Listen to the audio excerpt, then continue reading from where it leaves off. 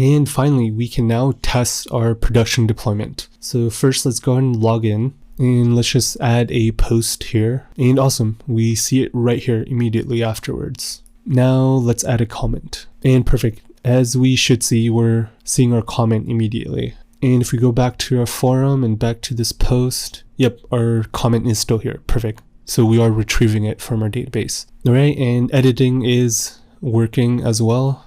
And let's go and just delete this comment. And yes, so it is out of here. Let's make sure.